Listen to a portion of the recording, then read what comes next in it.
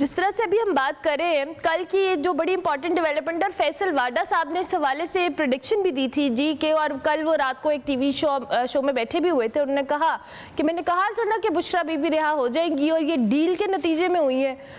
तो आपको भी ऐसा ही लगता है?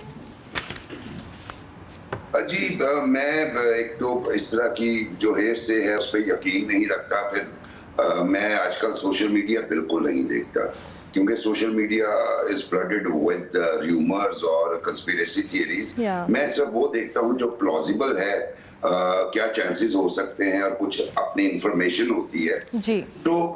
डील तो इसे नहीं कहा जा सकता, लेकिन कहा भी जा सकता है। यानी ये एक अजीब एम्बिगुअस सी चीज है। उसकी वजह ये है कि देखिए, कोई कत्ल का मुल्जिम भी हो, उसको जमानत का हक होता है जब तक उसकी कन्विक्शन नहीं होती। अब बुशरा बीबी के मामले में आपने अपने इंट्रो में फरमाया कि 14 साल की कैद हो गई, जिसको इस्लामाबाद हाई कोर्ट ने जो है वो सस्पेंड किया, और उसके बाद तोशाखाना 2 केस इनके खिलाफ रजिस्टर हुआ, जिसके लिए ये बार बार जो है वो दरखास्तें दे रहे थे। और फिर सडनली 26th अमेंडमेंट पे आपने देखा, इसको मतलब सिर्फ हम थोड़ा सा तज्जिया करते हैं सूरत हाल का, कि पीटीआई जो है वो मुसलसल कहती रही। सबसे पहली बात तो राना सनाउल्लाह साहब ने कह दिया, लेकिन हम वो बात महसूस कर रहे थे कि पीटीआई जो है वो अनड्यूली जो है वो ऑन कर रही है जस्टिस मंसूर अली शाह साहब को, जो कि बड़े शानदार जज थे। अच्छा, उनकी वजह से फिर उनका एक फैसला, हालांकि उनके तारीख में बड़े शानदार फैसले हैं, लेकिन एक फैसला ये रिजर्व सीट के ऊपर जो उन्होंने लिखा, उसमें उनके कई साथियों के जो डिसेंट नोट्स आए हैं, उसमें लीगल रीजंस जो बताई गई हैं वो मेरा ख्याल है काफी वैलिड हैं।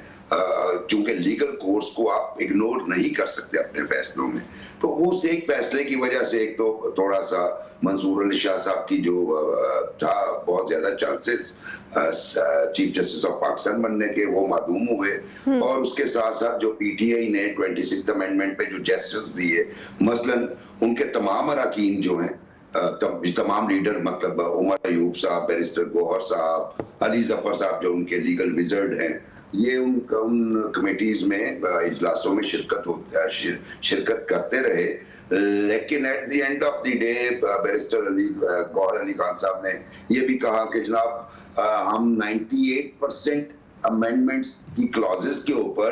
राजी हैं, हमारा एग्रीमेंट हो चुका है, पर हम बानी पीटीआई के पास जाके उनसे गो एड लेंगे। अच्छा, अब वो जब बानी पीटीआई के पास गए हैं तो उधर से गो एड नहीं मिला। तो ये एक अजीब कंफ्यूज सी सिचुएशन थी कि आप मीटिंग्स में बैठ रहे हैं, आप एग्री कर रहे हैं, फिर जिस तरीके से उन्होंने एब्सटेन किया सेनेट में भी और नेशनल असेंबली में भी। फिर सेनेट में एक खसूसी बात ये हुई कि आप जो ही वो बिल पास होता है, अली जफर साहब आके जिस तरीके से कांग्रेचुलेट कर रहे हैं। सो इन चीजों को अगर बुशरा बीबी की जमानत के साथ अगर आप देखें तो लगता है कि कहीं ना कहीं जो है वो ऐसी बात है, क्योंकि 26th अमेंडमेंट हो गई है। अब वो जो एक प्रोपेगेंडा था कि जनाब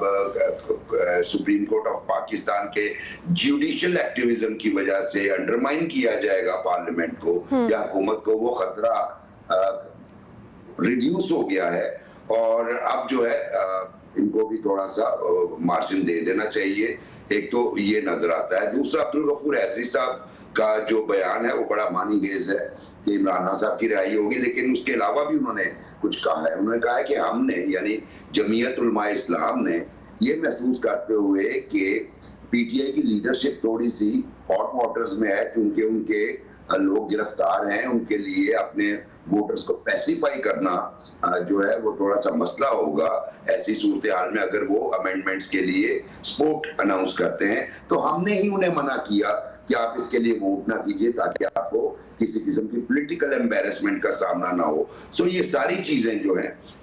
वो इस बात की तरफ इशारा करती हैं कि there is something cooking up in the background. There is something cooking up in the background. अच्छा बुखारी साहब, अभी आपने खुद भी बात की। अच्छा, पहले भी हमने कुछ अरसा कबल ये देखा कि मामलात कभी तहरीक इंसाफ के हक में होते थे, तो वही बात है कि आप सोशल मीडिया नहीं देख रहे, आप बहुत अच्छा कर रहे हैं, लेकिन हमें देखना पड़ रहा था तो उस पर हमें ये लगता था कि जी तहरीक इंसाफ के लिए हालात व वाक़यात बड़े मुनासिब हो रहे हैं, फ़िज़ा जो है वो उनके लिए थोड़े उनके हक में जा रही है। फिर एकदम से कोई ऐसा वाक़या होता था या कोई ऐसी चीज़ होती थी कि फिर एक परसेप्शन बनता था कि नहीं जी, ये कोई डील या ढील नहीं दी जा रही है। आपको लगता है कि ये भी किसी कॉन्स्पिरेसी थ्योरी के बुनियाद पे बातें हैं, या आपने जो बातें अभी सारी लॉजिकल की हैं कि ये कहीं ना कहीं इंटरकनेक्टेड हैं चीज़ें, लेकिन समटाइम्स ये परसेप्शन दिया जाने का भी तो एक पर्पस हो सकता है? देखिए, जमहूरियत में सबसे अहम चीज डील या ढील व्हाटएवर, मैं तो इसको इस तरह नहीं कहता, लेकिन आपका जो पॉलिटिकल बिहेवियर है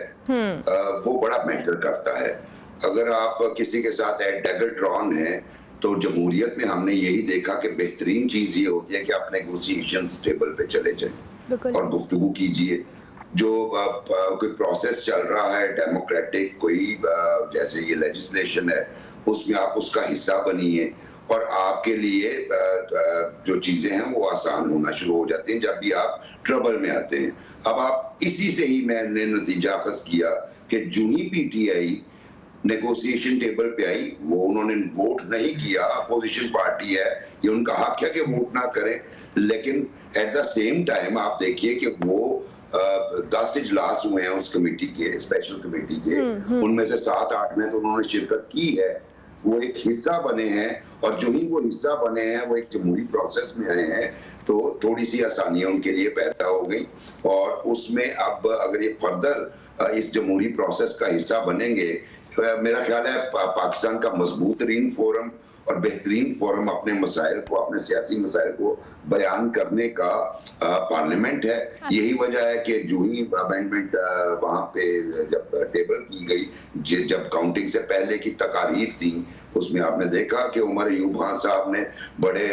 जोरों शोर से अपने लीडर्स के ऊपर होने वाले जुल्म सितम का जिक्र किया, और हमेशा पार्लियामेंट ही ऐसा फोरम है जिसपे वो ये जिक्र करते रहते हैं। तो मैं दोबारा ये रिपीट करता हूं कि जो ही आप पॉलिटिकल प्रोसेस का, पॉलिटिकल नेगोशिएशंस का हिस्सा बनते हैं, तो चीजें जो है वो स्ट्रीमलाइन होना शुरू हो जाती है, स्मूथ होना शुरू हो जाती है। और मुझे लगता है कि यही वजह है कि इन जेस्चर्स की वजह से चीजें जो है वो बेहतर हो रही हैं पीटीआई के लिए, क्योंकि ये बुशरा बीबी की रिहाई एक चीज है। उसके अलावा अगर आप देखें तो वो जो सडनली अब ये शोर नहीं कर रहे कि हमारे लीडर्स को उठाया जा रहा है, क्योंकि बावजूद के अली अमीन गंडापुर ने कहा जी मुल्क की हड़ताल होगी, मुजाहरे होंगे, अब मैं इस्लामाबाद जाऊंगा, इन्हें घर बेच के आऊंगा,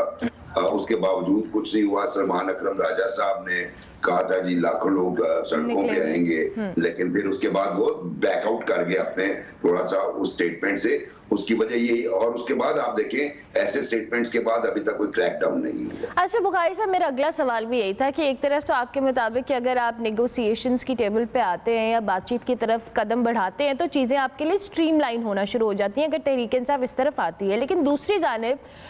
तहरीक इंसाफ के अंदर भी कुछ अली अमीन गंडापुर साहब जैसे कुछ ऐसे लोग मौजूद हैं जो आए रोज़ इस तरह की बात कर देते हैं कि जी हम सड़कों पर निकलेंगे, एहतजाज होगा, मार्च होगा, हम इमरान खान को जेल से निकालेंगे अगर हमारे मुतालबात ना पूरे किए गए। तो इस तरह के बयानात, और आपको याद होगा कि पिछले जो इस्लामाबाद वाला जलसा था जिसमें अली अमीन गंडापुर साहब ने एक तकरीर की थी, उस तकरीर के बाद भी उसका बड़ा बैकलैश आया था और चीज़ें बड़ी अजीबो गरीब सी तहरीक इंसाफ के लिए टर्न आउट की थी। तो आप समझते हैं कि ये दोनों पैरेलल जो ऑपोजिट स्ट्रैटेजीज का अपनाया जाना, एक तरफ पार्टी का कहना कि जी हम बातचीत कर रहे हैं, दूसरी तरफ एहतजाज की कॉल देना और इस तरह की तकारीर करना, कहीं ना कहीं तहरीक इंसाफ के मामलात को ख़राब करने में भी रोल अदा करता है? ये वो इकबाल का मिसरा है ना, पलटना लपकना, पलट कर झपटना, लहू गर्म रखने का है एक बहाना। तो बुनियादी तौर पे ये अली अमीन गंडापुर साहब जो हैं वो एक हॉक हैं, और वो चूंकि बानी पीटीआई के करीब रहे हैं, उन्हें उनके माइंडसेट का पता है, लेकिन वो माइंडसेट एक साल में कितना तब्दील हुआ है, यानी वो इतना तब्दील हुआ है कि जेल में वो वर्कर से कहते हैं कि हाँ काजी फायज ईसा के खिलाफ, सॉरी मीडिया से कहते हैं काजी फायज ईसा के खिलाफ रेफरेंस भेजना मेरी गलती थी, लेकिन फिर जब ये हॉक्स मिलते हैं तो वो उनके खिलाफ दोबारा शुरू हो जाते हैं। तो अली अमीन गंडापुर ये समझते हैं कि बानी पीटीआई ऐसी बातों से यकीनन खुश होते हैं, और बानी पीटीआई के बारे में भी मैं ये अर्ज करूं, चूंकि मेरी उनसे जेल जाने से पहले तो खुसूसी तौर पे काफ़ी मुलाकातें रही हैं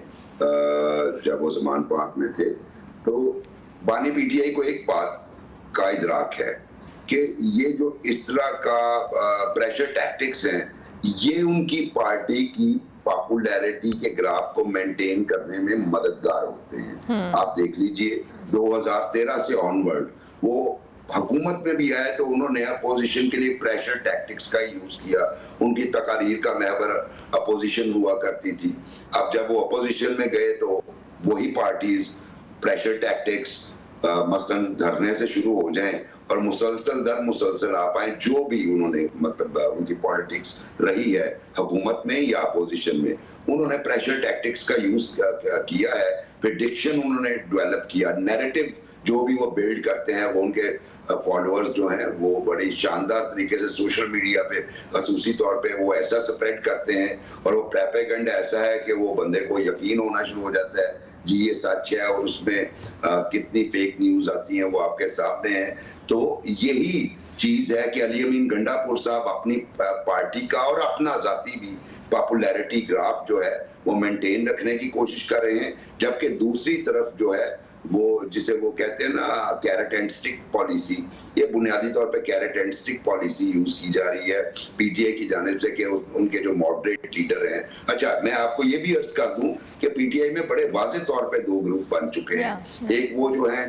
जो एक्यूमेंट पे यकीन रखते हैं, एक वो जो है जो कहते हैं नहीं सिर्फ सड़क और डंडा, ये इसी से ही काम चलेगा। तो उस वजह से ये आपको पार्टी में जो लाइंस हैं ये मुख्तलिफ नजर आती हैं, और ये उसी वक्त ही सूरत हाल क्लियर होगी जब पार्टी की ताकत का इर्तिकाज किसी एक फर्द के पास होगा, यानी या तो बानी बाहर आ जाए।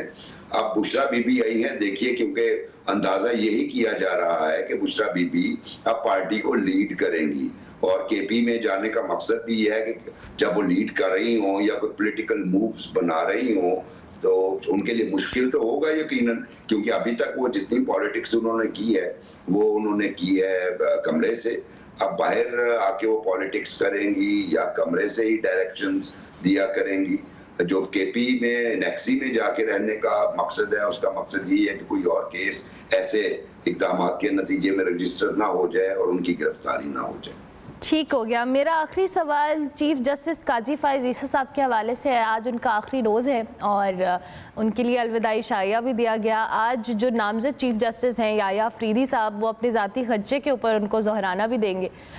तो आप इन द एंड क्या कहना चाहेंगे इस नई तकर्री के हवाले से और जस्टिस काजी फायज ईसा साहब की जो अभी इस वक्त सारी सूरत हाल रही है?